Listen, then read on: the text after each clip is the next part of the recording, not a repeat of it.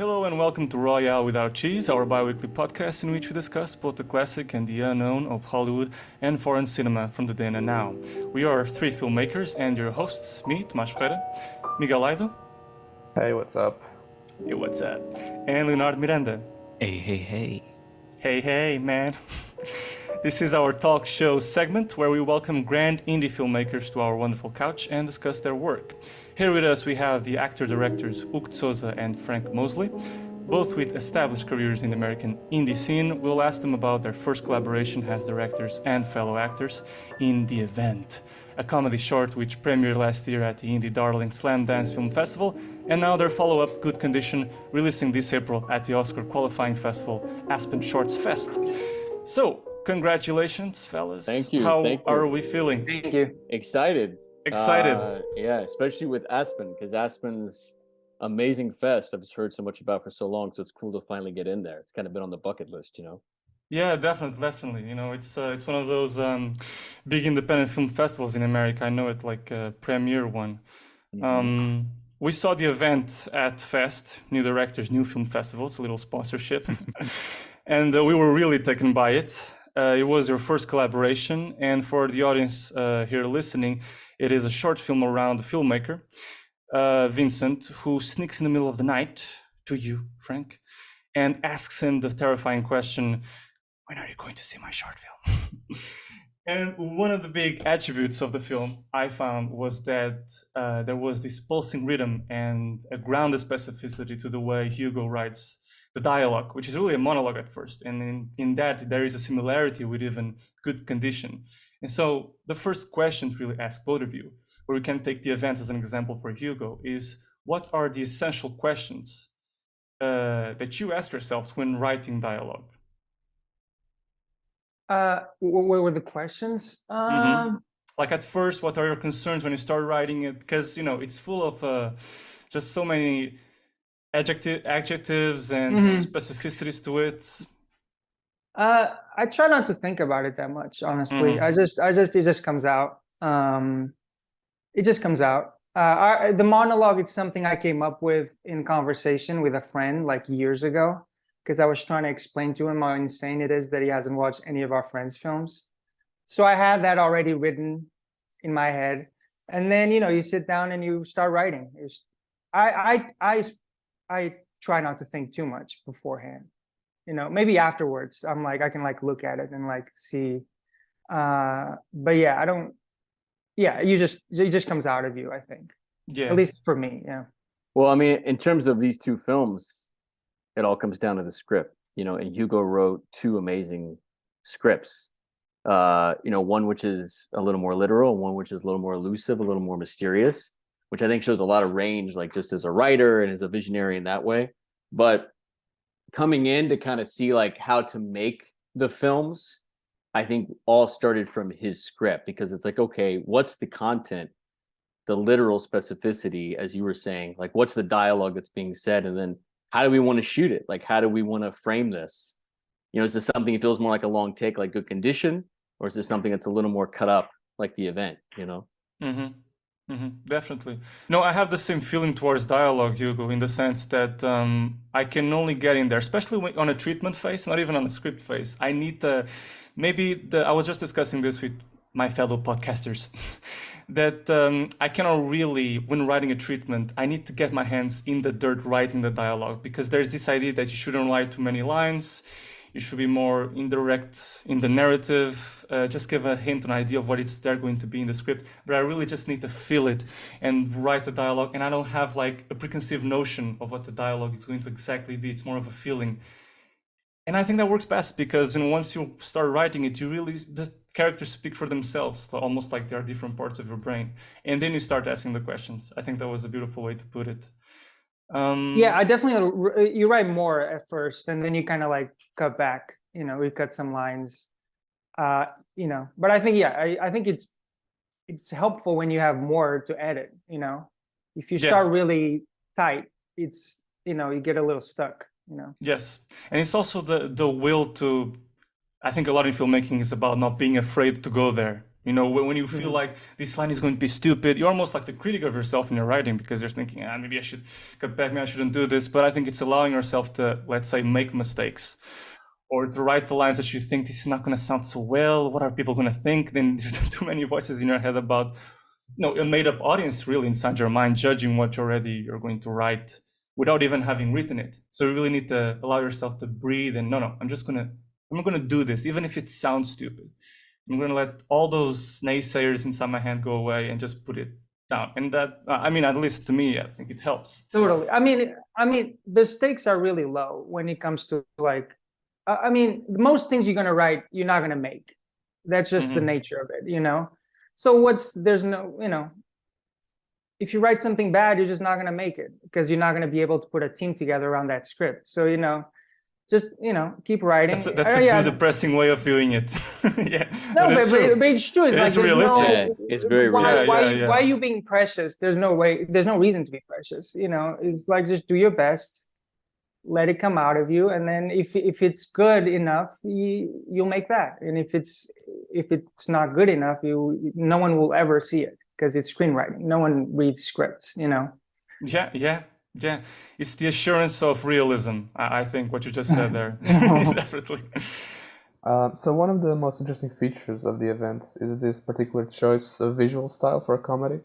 You focus on these long static shots that really arrest the viewer in Vincent's frustration and humiliation.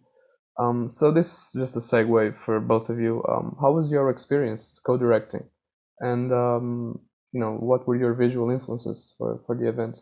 I mean, we talked a lot about a couple movies. We talked about Force Majeure was one of them, because we talked about how much we love that and how you really feel the cringe effect of this slow burn build of this, like, oh my God, can this get any worse? And it just keeps building and snowballing, getting worse.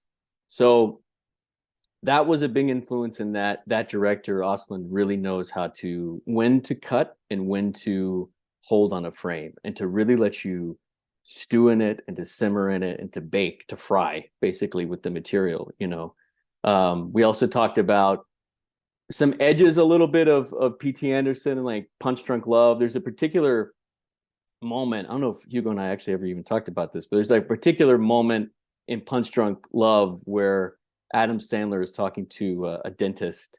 And it's just a simple like medium wide 2-shot of the two guys. And I remember that was a moment for us that we had cited as, this could be interesting to use in the film. Like, you have all this cutting back and forth, and what if you have a scene where it doesn't do that? And so we kind of took that as inspiration for like the hallway scene, for example. Yeah, I wrote that scene thinking about that scene in Punch Drunk Love. It's such a beautiful scene. We talked about that, Tomás. Yeah, definitely. Yeah, because we share a love for Paul Thomas Anderson, all of us. And I did mention that scene in being one of my favorite films of PTA, and how he owns really the angriness, the anger of, Adam Sandler, and hones it to a dramatic level that, in that shot alone is very much visible. I mean, all his gestures, you can break it down to all different kinds of emotions. And it's very heightened, but yet you totally believe it. You're totally there with him, watching that man break down. It's beautiful. But co-directing was easy, because the second we talked about the idea, we had a very similar vision of what the film would look like. And in the script, I had some references to the lighting. I kind of like made notes about the lighting and how there wasn't a lot of lighting at all. And when we talked, we were seeing the same film. So it was actually really easy to co-direct, which I know it's probably hard most times. But in this case, it was kind of easy. It was. I mean, and it was easy too, because we're also acting in it, right? So we have each other to rely on each other, like in both directing and acting, because the camera is either on both of us or it's on one of us at a time, where the other one can kind of have eyes on the other and just try to give notes, give ideas, give feedback. But yeah, it was very easy. And again, it all started from the script. So I think like getting the time that we had, one thing that Hugo and I were very, very lucky to have is time. So we're able to workshop those scenes that he wrote and be like, how do we want to do this? How do we want to play with this?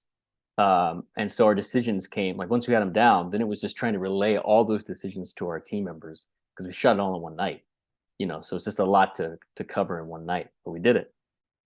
But you'd be surprised the things that on the day you're like, oh, we should have thought about this. Like I remember, like we didn't even think about how I'm gonna be sitting on the floor, like by the bed. We didn't even thought about it. And then on the day we're like, oh shit, we should have probably thought about this.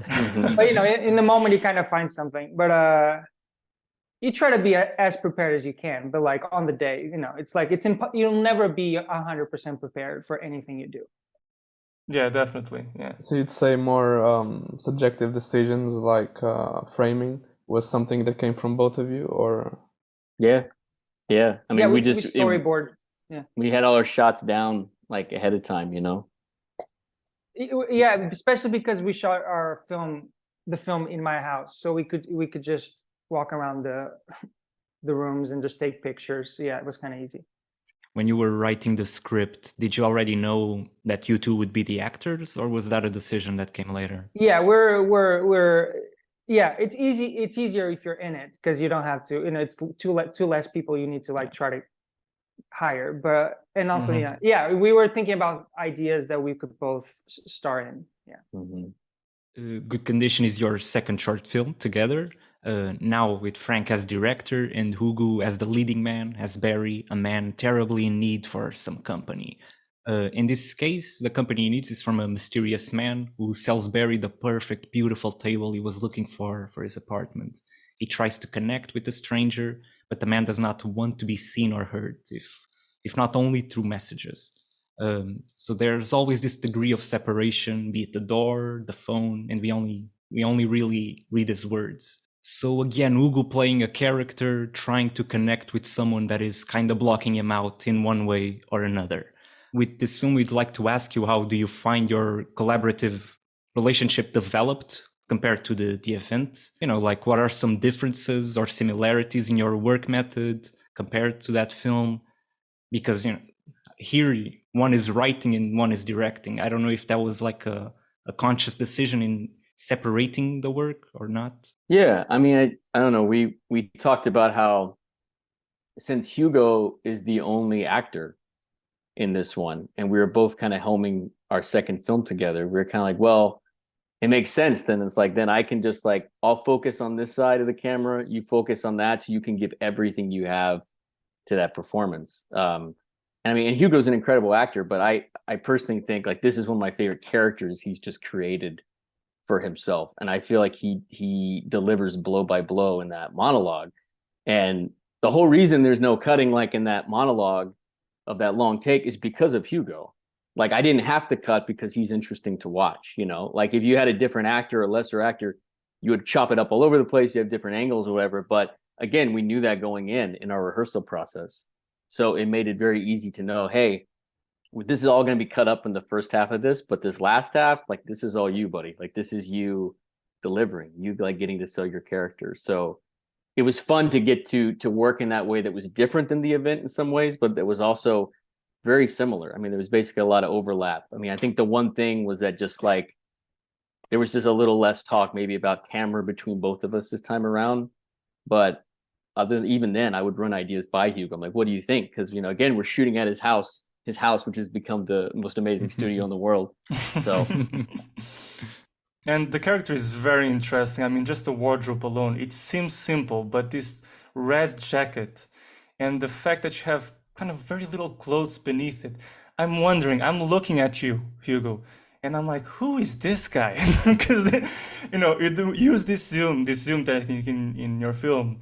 And there's a moment by the door, precisely the monologue, the moment of confrontation, the climax. And I kind of see these little notes on your ear, these chalk-like notes. And I'm like, are you an addict, man? What is that cocaine I'm seeing? I mean, is it? I don't know if it is. Okay. All right. Yeah. Because also you are kind of sweaty in another shot when you go to the garage. And I'm like, is that sweat? So like a little inspector. Yeah, so that was an intentional decision. Yeah, we have a lot of things there. I don't want to say what we think those things are, because yeah, you know what I mean. Like we have, you know, obviously we have our own interpretation of what they are. But the film has a lot of little things for the audience to kind of like try to. This is the first thing I've done that it's like depending on who watches it, like they see a different film, and I kind of like that. It's depends on who you are. If you're if you're a more cynic person, even Frank and I, we have slightly different interpretations of the movie too. And this movie, more so than the event, there was a somewhat heavy rewrite process during the editing. It's very different from what was on the page. I mean, slightly different. So I'm also trying to interpret it, and it's ambiguous, Yeah, definitely. The ending leaves a lot of room to interpret who is that person that does not wish to talk to Barry. But now let's talk about editing, one interesting feature in the film. I think that Good Condition and the event share similarities in terms of visual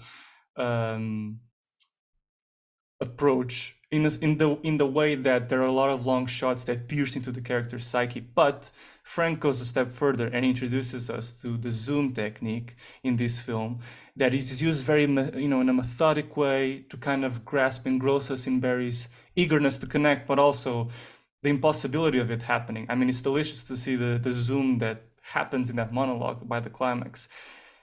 And you are in this, you're in this throw of blows with this door, this inanimate thing that is not responding to you. And suddenly, your head, your whole face gets out of frame. It's a language with a visual frame, and it's super interesting how it's used and when it is used. So the question really is, when did you measure in the edit or even in the storyboard when to use the zoom? And what inspired you? What films or film inspired you to use it?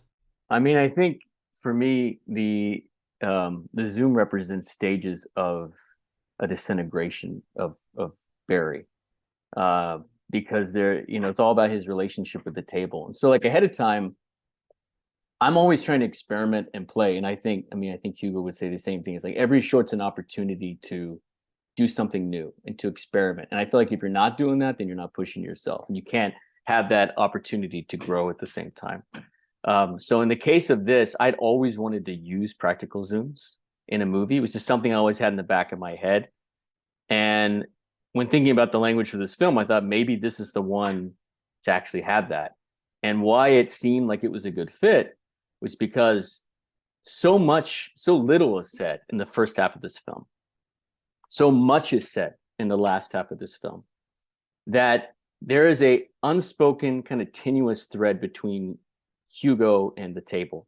And so I thought, if we can sometimes like use the camera as like a thread, how do we represent that thread? It's the zoom. So like when he first sees the table, the zoom sucks him in. Like everything else before that are like still shots, or like panning, but there's no zooms. But when that zoom happens, that's like the introduction. Then when he falls in love with it, it's another zoom, right? And then it's the loss of that table. It's like the third. So it's rule of thirds. You get like that last third, where he looks into the table, and we go all the way in to the table where he loses himself in it. So it's like, they kind of merge. I mean, I get real cerebral. I'm an English lit guy. So it's like, I get very the thematics and metaphors, but to me, and this was also in the script, but I think visually to complement Hugo's script was like, they become one at the end. It's like, they're both broken by the end of this movie. There's a broken man and there's the broken table. So that last shot, they could look into each other. That's the end of the movie, so it just felt like the right tool to use for the time, Yeah, at the subconscious level, I was really thinking about the rule of thirds, because it feels like you have this zoom where you capture him as he enters the garage door, then this still shot off the table itself, the hand getting on top of it, and then his face, and you go to him and the table, and it really feels like a strange love affair. I never was so in love for the most bland table I've ever seen in my life. That's amazing. That's great. Yeah, it's great. Your acting, Hugo, really sells it. So yeah, his nuzzling on that table, I think, is incredible. Like you really feel an ache there that really is expounded on in that monologue. Like that's why you love that table so much. It's really beautiful. Yeah. It's the transposition of the feeling that would be applied to the eagerness to connect with a human being to just this whole object, which is, I think, really makes the short very potent. Thank you. Oh yeah. Thank you. For me, it was really interesting to see this transition of expectations between just the mysterious beginning and what the hell is happening in this garage to then the character really, we come to understand that the character is really lonely. So really going from one place to the other was quite an interesting move, I think. So yeah. On that note, we'd like to focus a bit on the acting, because Hugo is essentially playing, it's a one-man show almost. It's him alone talking to a door or falling in love with a table. And so Hugo, as an actor, what's that like? I don't know if you have much experience, being the sole focus of a film or being in that long of a monologue. And was it challenging for you? Was it easy because it's your words? What was that like, the process? It's easier when you're performing your own writing, because the feelings of the character and the story are already in you when you write it. So I don't have to go searching for them. So in that sense, it's like a shortcut. And then I've done monologues in the past, so I wasn't like too intimidated by it. And Frank was very encouraging. So and he really believed that I could pull it off in one take. So that kind of helped. And then we shot like 4 takes of that. I think only 2 were usable, honestly. And that was the first take that we used. So you hope for the best, and then you have to get. It's all luck. It's not all luck. You try to be prepared and stuff, but it's like we could have not gotten that take, and then it would be a different short film. That's why I like filmmaking. It's like you're hoping for all these miracles to happen for you to have something that's like worth watching. And it was fun to do, especially in front of. And this is my house, so my neighbors were watching, so it was like kind of that part was kind of awkward. But we did it fast enough. Yeah, it's like a second audience before the cinema audience. Yeah. Those dogs barking, by the way, were the other audience. They're the dogs in Yes, back alley. Definitely. And then we added more in post, but the dogs are really there. They were really going at us. Yeah, good, great. Yeah, because I was thinking that really adds a sense of mystery and danger to it. What is this scenario? Where is he going? All these questions. It's great when a film makes you ask questions. I think we don't have enough of that, because more often than not, you find a lot of films that just make you kind of go through the motions with, okay, he's doing this, now he's doing that. So I think it's a great attribute. The sound in this film is great. I'm really proud of that. This guy, Chris Mack, he did the sound design, and he did a really incredible job. Frank is really good with that. It's just like, I love how this film sounds. That's like one of my favorite features of the short film. He really did it. Chris really brought it out. Like, he brought out those everyday sounds, but he amplified them in a really scary way towards it feels a little suffocating maybe too. There's the detail of a plane, if I remember well. There's the detail of a plane that goes throughout the short, I think. There's a little bit like when he's like in the garage and things like that. But yeah, a lot of birds and a lot of neighborhood sounds. They feel really harmless, but then it's like if you're in the mind of this guy, it's like maybe it's not so harmless, Yeah, I mean, the garage door itself feels so dangerous, and someone that didn't happen. Close the garage door, then the garage door is closing itself. Quick pan! Oh my God, no! It's the build up to something. The build up through something dangerous. But then the most funny thing happens. It's this guy just throwing a chair outside, a table to outside, breaking, and I'm just laughing. It's just kind of it's interesting, the play of different emotions that I go through, because I'm scared for him suddenly. What is this? There's some kind of pervert inside the house. This door closing. So many possibilities and the escalation of questions in my head. And then it's just the focus on the table breaking and how that correlates with his broken self inside through the rest of the film. These are the interesting things. And also, like you were saying, Hugo, it's a little bit of luck and the mistakes that you find on set. Like, for example, just the need in the event, I need to do this sitting down. And it's beautiful because it really contributes to that difference in power dynamic with the two. So I think I was just commenting with Frank the other day that mistakes, you can plan 100%, 99% of it, but then the mistakes make the film. And then you realize, wait a minute, what I had decided sucks. This is much better than whatever I thought, some little details. Yeah, it's nice when you capture something that could only have happened that day. It's like, okay, if I shot another weekend, it would be a different film. Those are like the moments you're looking for. there's the Rivette quote or the Godard quote, which is basically like, a film is a documentary of its own making. And that's Totally, that's what I feel like with especially these two films, Mhm. but they're such time capsules. I think they're really like beautiful time capsules of like shooting in a single day for each film and like, getting to explore the same space, but an entirely different narrative, an entirely different way, I think that's just what you said. I think it's one of the beauties of short film. If there ever could be a line, engraved in books forever, that's the line, Frank. The Yeah. beauty of short films. Yeah. Yeah. Do it in one day, Yeah. one location, contained story. Yeah. Figure it out. In and go out. out there and make Yeah. it. Yeah. Yeah. So this question was a bit related to the acting part. So Hugo, how was your transition exactly from Portugal to the United States, especially if there are Portuguese actors listening? Oh, nice. I never worked in Portugal. I did some commercials and stuff, but I went to New York to study, and I was there for 2 years, and then I moved here, and I've been here for 8 to 9 years. The transition, it's hard just in terms of legal stuff. It's hard to get a visa, and especially if you've never worked in Portugal, it's just really hard.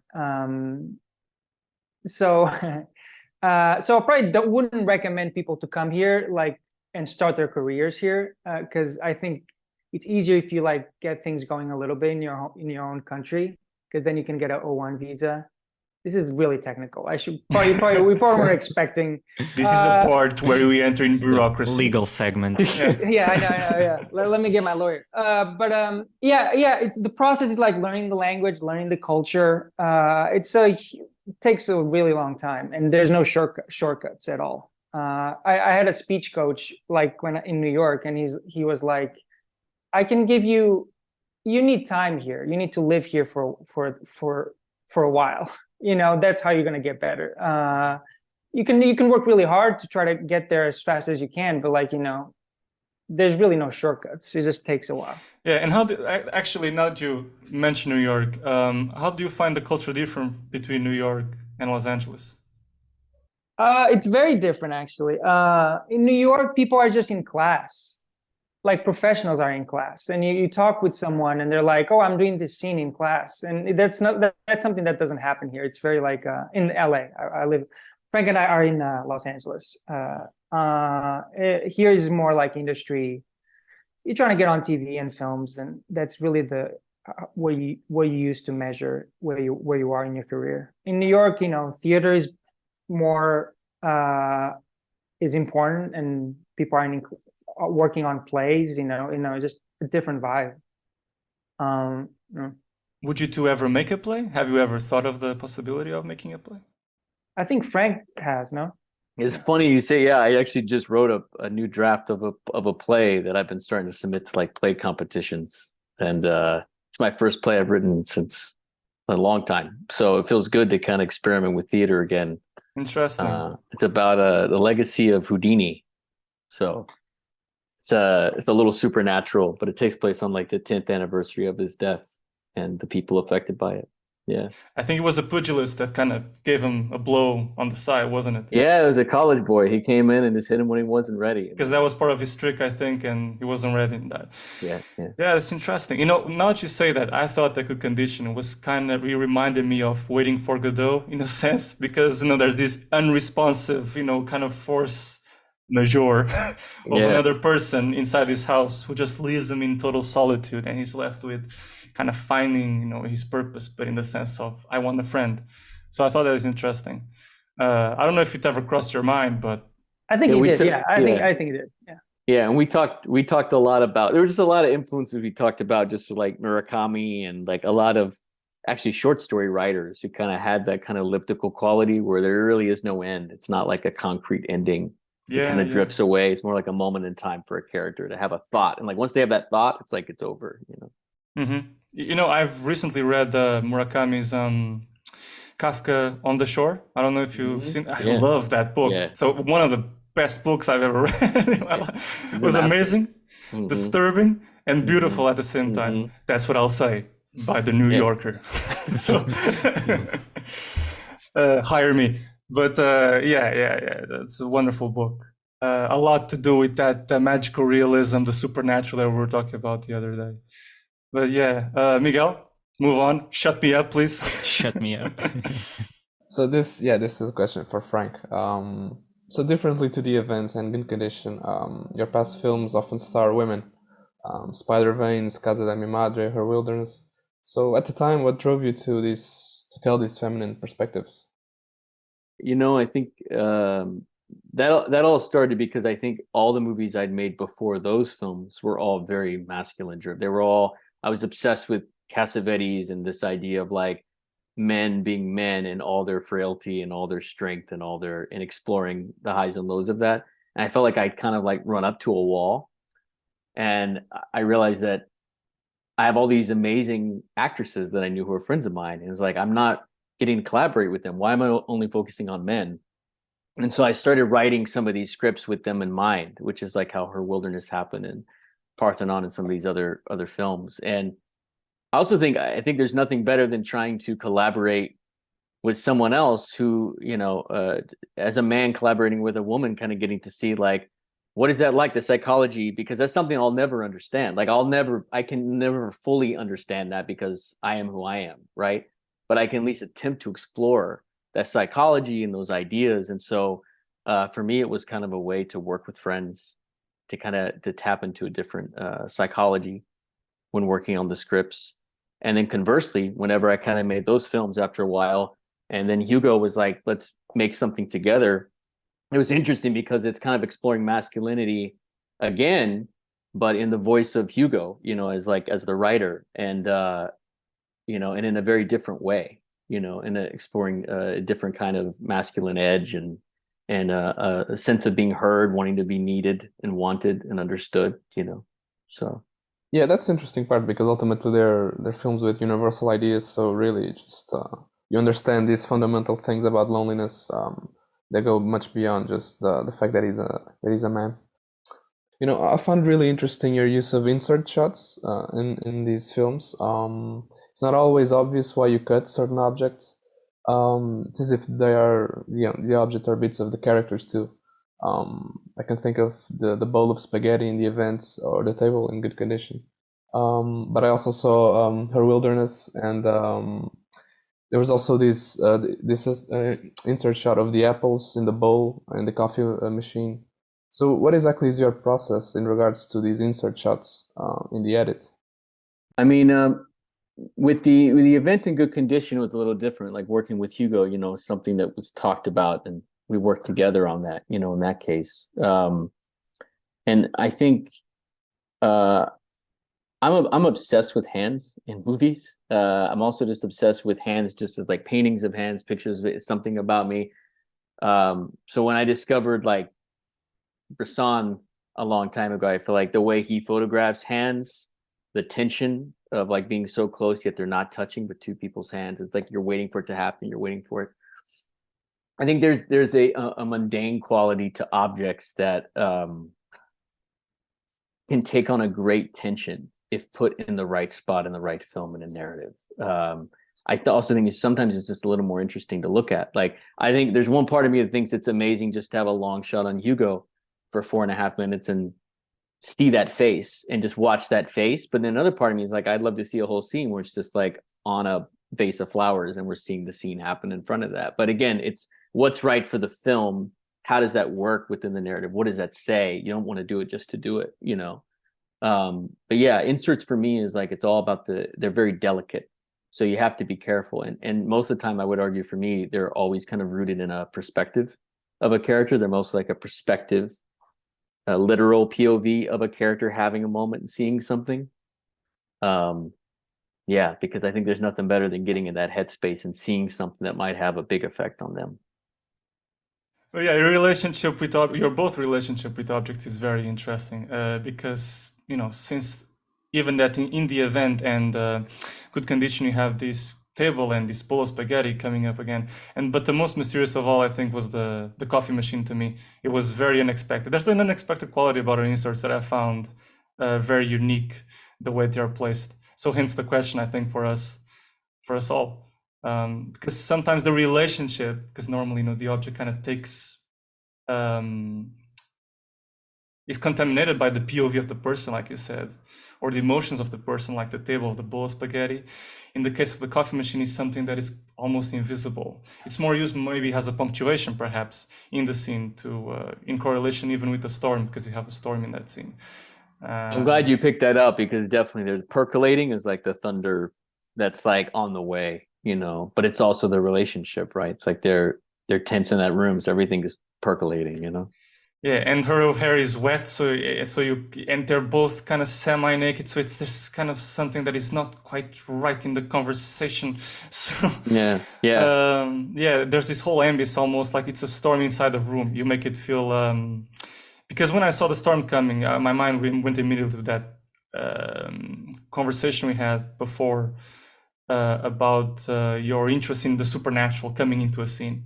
So I thought you used it in almost that kind of way, where something mundane is transformed through the power of another mundane shot, but the connection between them, like the percolating in the coffee machine, the fact that her hair is wet, that then it feels like it is a storm inside this kitchen, but a quiet one. I mean, that's... Thank you. That means a lot, you saying that. You know, No, I know, but it means a lot. Thank you for saying that, because I haven't talked about that in a long time, that scene. But it's cool to hear you put it that way. A storm in the room. Really nice. Yeah, thank you. I have a question for you, which is a classic cliche, perhaps, or may not be, but I found it interesting, which is to you both. What advice would you give to your younger selves as filmmakers? Or actors and writers. Human beings, you know. Human beings as well. Exactly, on a personal level, just anything. I don't know if I'm in a position to give any advice, and I feel like I'm still young, so you know, I'm still talking to myself. You know, there's nothing you can say to someone who's young that's gonna like stop them or like push them to. You know, I feel like if you're gonna do something, if you're gonna be a filmmaker or do anything in this industry, it's like it's because there's something in you that's you have to do it. So if I can't be encouraging or discouraging. If you're meant to do it, you're gonna do it. Obviously, it's a privilege if you're gonna pursue any dream. Just the fact that you can do that. You know, I was lucky enough that I could leave my home, and my parents don't need me to take care of themselves, so I can just like leave and think about what I want to do. You know, it's like it's a total privilege. And then, you know, for some reason I have something in me that I'm like, I have to do it. It doesn't matter, you know. Obviously, being an independent filmmaker in the US is a total hobby. Like you can't really make a living doing this. So it's like, you know, you just have to do it. You have no choice. It's a beautiful answer, Hugo. Is it? No, it's a really beautiful answer. No, it is, because it's we are privileged, like to be able to be sitting here now, to be talking about all this stuff. It's always a reminder of what a privilege it is. And Hugo used a word earlier that I want to reuse, which is, he said, you know, it's a miracle. And I think, without putting any religious connotation to it necessarily, I think every film is a miracle that it gets made. It's like, it's crazy to even make something, and then to make something that's watchable, like he was saying. I mean, it's this much. It's like this slight of like to actually make a movie that is like good. And as he said earlier, one thing can change it all up. So I think it's something to never take for granted. I would say, as for advice, I mean, we all have to jump through hoops of fire in our own ways. You know, everybody's narrative is totally different. There's always overlap. We all see different things in our life that affect us and affect the films we make from a personal perspective, right? So like, I couldn't say for you to do things a certain way because of what you have going on in your life, right? Because only you can take what you know and what you have and what you've lived as an artist and put that into a film, right? I can't do your story, your life. We may have an overlap of interests. And so I think maybe the one piece of advice I would say would be to myself, young Frank, would be to be a little less precious. Because I think when I was younger, I think I held on to a lot of things for a very long time, projects, ideas. And although I think there is a healthy balance to strike with doing that, I think I pushed myself into some corners that I didn't need to, thinking that I had to make this one thing, and I wouldn't do it because of whatever reason, whether it's money or time or wasn't quite right aesthetically. So then I end up like not making that thing, and time goes by, and pretty soon 5 years go by, you know. So I would go through spurts in my life where I would just have a whim, and on a random flurry of energy on a weekend, I would make a movie with a friend. But I wish I had done even more of that. And I wish that I would have maybe put some ideas to bed way earlier. So it would have given me the headspace to focus on newer possibilities and newer ideas, you know. Sometimes I'm like a snapping turtle, and like once I hold on to an idea, it's very hard for me to let it go unless it's kind of exercised, you know, purged out of me, you know. But I think there's a healthy way to get that out of you without necessarily making the movie, you know. And again, it goes back to what Hugo said at the very top of the call, where he's like, you know, you can write all the time, but which one are you going to make? You know, you can't make everything you write. So yeah, that's the one thing I'd tell my young self. I was just going to add that the writing is that thing. There's an immediate production of it. You know, you can write it, be with the paper in front of you, and start. Filmmaking is what you just said. They are miracles. You know, it's difficult. There's another filmmaker that said that. It rings something in my mind, but I can't quite place him. It's miracles, utter miracles, because you have to kind of reunite all these people, the resources to make the film, the days when to make it, the conditions, you know, the food to keep the people happy. So you know, don't forget about the food. And it's a miracle every time it gets done, and done the way that you wanted it to. And wanted is a very wide word, because within the wanted verb, there's the things that you don't expect but that work for you. So it's a very malleable thing. And yeah, I totally understand that it's difficult to give advice, being what it is. It's such a murky water business, flood with subjectivity of everyone's experience. A specific thing that I would have told myself like 8 years ago, it's like, I think I moved to Los Angeles I just wanted to work right away, and I should have you know, spent some time just like getting settled and like making friends and going to class and building a community. You know, sometimes we get really obsessive about what's the next project, how can I do this or do that, and we forget to live a life, you know, to have a full life and have friends and do things, do exciting things. So I wish I spent more time just like trying to like get settled and making friends and stuff like that. That's why maybe my films, these two short films that I made are like about men that are lonely. And another thing is like, I read a quote recently, which was, if you want something really bad and you want it and you're obsessive about it, you'll get it, but that's your punishment. That's not your reward. You know what I mean? Like when you get that obsessive about something, you know, if your goal in life is to get into Sundance, you'll get it one day, maybe 10 years from now, 20 years from now, but that's not going to be a reward. You know what I mean? Because you lost so many opportunities on the way. You know what I mean? Like, so be flexible, be excited about the people around you. It's just, you know, don't be too laser focused on what you want to do, you know? Yeah.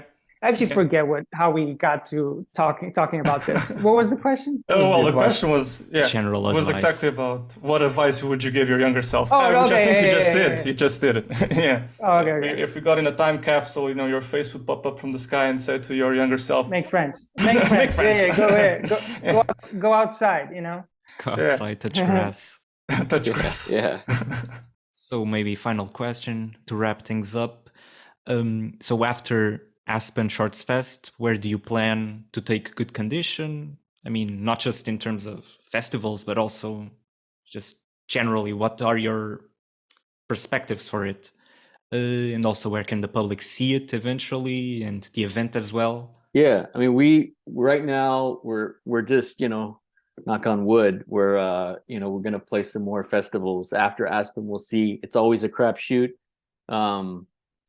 but I think we're planning on doing just a rollout similar to the event, which is a site that you can see the event as a staff pick on Vimeo. It's also on No Budge Director's Notes. You can stream it on there. But we're hoping to maybe do something kind of similar to that at some point. But we're just trying to see if we can play a few more festivals first. How many festivals do you normally get on average with a short film, let's say? I mean, that's a tough question. Yeah, it was always a tough question. You're lucky if you get one. You know what I mean? It's Like true. that should be the Really? Yeah. I mean, I've made some shorts in the past we played that I was very happy with, but they played like 3-4 festivals. They played more showcases or like film clubs than it did like festivals. But then you have something like the event, which I think really touches people like in an emotional way and with humor and with the naturalism that takes on a life of its own. People start kind of spreading it, which is a really good sign when people want to share it. You're not asking them to, hey, like watch my film or show up, but they're actually like, hey, we just want to like, can I like send this to a friend? You're like, yeah, like go for it. It's already public. Like do whatever you want with it. So yeah, every film's different. You never know how it's going to get a response. And do you get into any kind of strategy yourselves, or just let's see where it ends up? You just submit. I mean, it sucks because you have to, the game is like you submit to the big ones, and if you don't get into the big ones, you go into like more regional stuff. But I hate that fucking thing. I mean, I hate it so much because it's like big festivals are asking the biggest thing someone can ask from me is time, and they're asking you to like just make a film and wait a year, and then you don't get in, and then you have to do another year of regional fests. And then it comes out, it's been like 100 years. You know what I mean? So it's like, it's a bad system. I hate it. But you kind of have to do it because you have no option, Totally. And you're lucky if you get into one. You should be always grateful, yeah. And to jump on that, actually, and Hugo and I have talked a lot about this. We've commiserated on this, but it's like, what really is crazy is that some of these festivals want premiere status. So when they want a premiere status, it really screws with your timeline, because we got accepted into a film festival before Aspen, which is a lovely film festival that we love. But it was a thing where we couldn't take Aspen if we played at this other one, and it's a bummer because like in a perfect world, like can't we just play everything? Like why does Venice care if we're playing regionals? If we play Venice after playing 10 regionals, it's still the premiere of the fucking film. It's Venice. You know what I mean? Like, why do they care? Why are they like it's annoys me so fucking much. Yeah, it's so stupid because you're in the position where you have to reject people watching your film when the whole point you want people to watch it. So it's really frustrating. Exactly. It's dumb. The festival should relax. If any programmer is listening to this, relax, buddy. That should be your takeaway quote. Your takeaway quote. Hugo and Frank say, "Relax." That's our headline. You know what I mean? Like this is a celebration of films. We're trying to get people to watch them. It's the business side of it. It's the business side of it that I also don't like about it. And then to get your money for it, sometimes great amounts of it, and then you don't get accepted.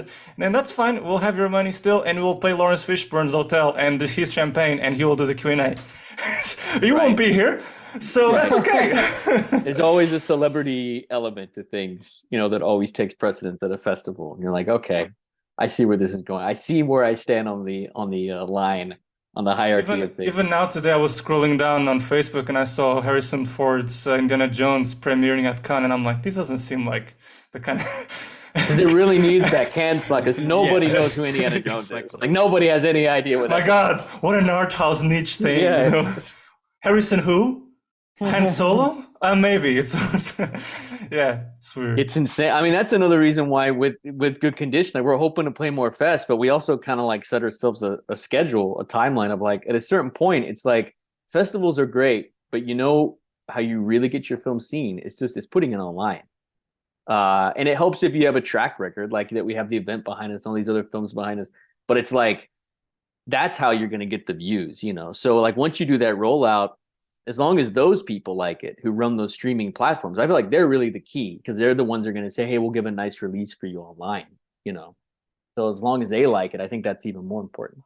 This is a good moment to ask, how do you approach those online platforms?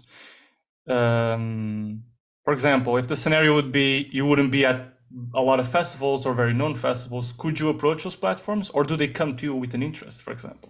No, you approach them. Nothing comes to you at all in this industry. You have to go to them and you have to ask them. And yeah, you have nothing to lose. Just you try your The best. no is granted. The no is granted. So it's Yeah. about trying. And by the way, I need to say, I love festivals. Of course, That's where I make my friends. I love going to festivals. I love everything about them. I just don't like It's just the business side how of it. competitive they are. Yeah. It is. Yeah, and I mean, what's funny is that the only time I've ever heard of some of those streaming platforms like coming to a filmmaker, this feels like a myth, right? I don't know if you guys have heard about this myth. It's like, but if you're like Sundance or something, they'll come to you. They even have Vimeo has a really cool thing at Sunfest where it's like a Vimeo staff pick or programmers award that they'll pick a short at certain festivals and then they, will put their stamp on it and they'll push it out, which is amazing of them to do. But unless you're in that small bracket, it's like what Hugo said. It's like you gotta hit them up yourself. And what do you think for filmmakers listening are good streaming platforms? Unknown ones like Director's Notes, lesser known ones, but good for indie filmmakers that you would recommend?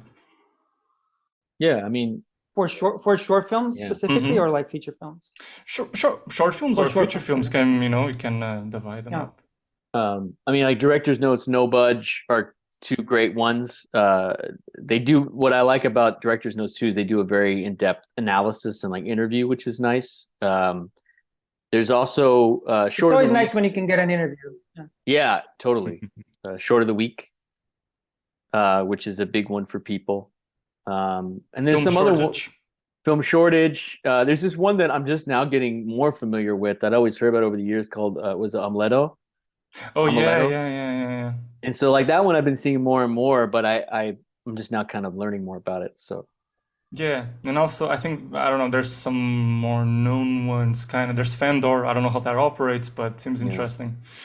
Yeah. But yeah, Fandor is making a comeback for sure. Yeah. Yeah. Is my sound like really behind when I talk? No, your sound is good. Your sound is good. Your sound is good. Yeah. There's a slight delay, maybe. Oh, okay. Sorry. But not noticeable. By the way, I listened to your. Yeah, you go ahead. No, I was saying maybe it's an LA thing because like he sounds like over here. It's like right on. Yeah, oh, he does? think yeah. The internet in my office sucks. By the way, I listened to your Tar episode and I loved it. I listened last night, and I feel so close to you, all of you. I really think it's an amazing podcast. Oh, thank you. Frank, he was in Portuguese, so you couldn't have listened to it. Get out of here. Someday. Frank actually hates Portuguese people. I was going to save it for the end of this. I was going to make a big announcement, save it for the last 30 seconds. Big announcement, yeah. I have this specific window from where I do my announcements. I hate Portuguese people in the window. I just open it. I gotta get in quick. I gotta say it quick. Get out. Yeah. And that was the latest from Hugo Sousa and Frank Mosley, folks. We would like to thank their presence here today. They're two wonderful filmmakers, and go check out their short The Event, now available online as a Vimeo staff pick. If you're a filmmaker running the festival marathon, feel free to send us a message for an interview as well. We would love to promote your work. Don't forget to subscribe, share this interview, or simply give us a like. That's how our podcast can grow ever more groovy. Thank you for listening, and see you next time. Bye-bye. Bye-bye.